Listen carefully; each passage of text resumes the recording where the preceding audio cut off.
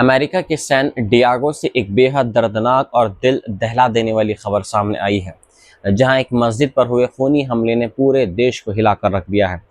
California के San Diego शहर में स्थित Islamic center of San Diego में दो टीनेज गनमैन ने अचानक गोलियां चलानी शुरू कर दी, जिसमें 3 लोगों की मौके पर ही मौत हो गई, जबकि बाद में दोनों हमलावरों ने खुद भी अपने आप को मार लिया। अमेरिकी पुलिस इस पूरे मामले को पॉसिबल हेट क्राइम यानी नफरत से प्रेरित हमला मानकर जांच कर रही है। यह हमला ऐसे समय में हुआ है जब पूरी मुस्लिम दुनिया ईद उल अधा और हज का जो एक मौका है उसकी तैयारी कर रही थी और मस्जिद में बड़ी संख्या में लोग मौजूद थे।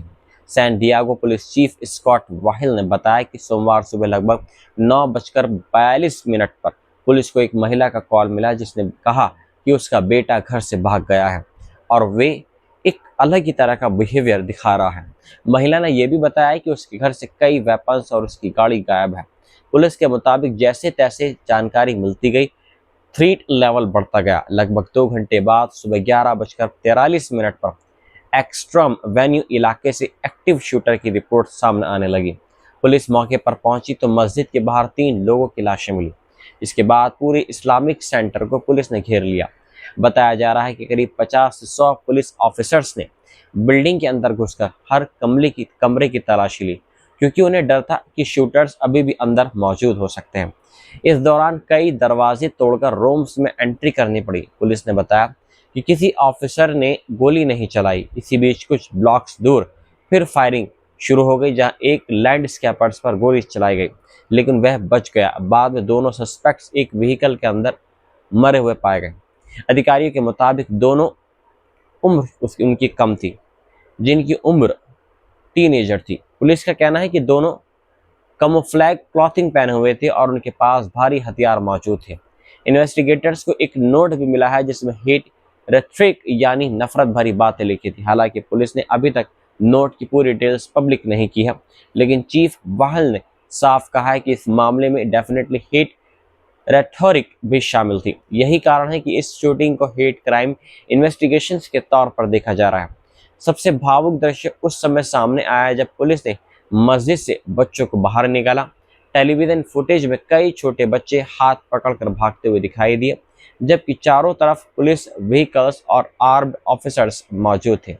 चीफ वाहिल ने कहा कि बच्चों को जिंदा बाहर निकलते देखना सबसे इमोशनल मोमेंट था। जिस मस्जिद को निशाना बनाया गया वह सैन डिएगो कंट्री की सबसे बड़ी मस्जिद मानी जाती है, जहां 5000 से ज़्यादा लोग जुड़े हुए हैं। इस कॉम्प्लेक्स में अल राशिद स्कूल भी मौजूद है, जहां बच्चों को अरबिक, कुरान और इस्लामिक स्टडीज़ पढ़ाई जाती है। ये मस्जिद सिर्फ मुस्लिम्स के लिए नहीं बल्कि इंटरफेथ कम्युनिटी प्रोग्राम्स के लिए भी जानी जाती है। मस्जिद के इमाम तहा हसैन ने इस हमले की कड़ी निंदा करते हुए कहा है कि लोग यहाँ इबादत करने, सीखने और शांति के लिए आते हैं। किसी को भी वर्शिप प्लेस को टारगेट करने का हक नहीं है। मृतकों में मस्जिद का सिक्योरिटी गार्ड अमीन अब्दुल्ला भी शामिल था, जिसे कम्युनिटी लीडर्स ने हीरो बताया है। पुलिस के मुताबिक अगर उसने करेज नहीं दिखाया होता तो मरने वालों की संख्या कहीं ज़्यादा हो सकती थी। लोकल मीडिया रिपोर्ट्स के अनुसार अमीन अब्दुल्ला 8 बच्चों का पिता था और उसने हमलावरों को रोकने की कोशिश करते हुए अपनी जान गंवा दी। इस हमले के बाद पूरे अमेरिका में शोक और एंगर फैल गया है। Council on American Islamic relations यानी CAIR ने कहा है कि किसी को भी प्रेयर या स्कूल जाते समय अपनी जान का डर नहीं होना चाहिए। वहीं जोहरान ममदानी ने कहा कि इस्लामोफोबिया अब मुस्लिम कम्युनिटीज़ की सिक्योरिटी के लिए बड़ा खतरा बन चुका है और अमेरिका को इस नफरत का सीधा सामना करना होगा। कैलिफोर्निया गवर्नर गैविन न्यूसॉम ने भी बयान जारी कर कहा कि कैलिफोर्निया में हेट के लिए कोई जगह नहीं है। इस घटना ने एक बार फिर अमेरिका में बढ़ती इस्लामोफोबिया पर बहस तेज कर दी है।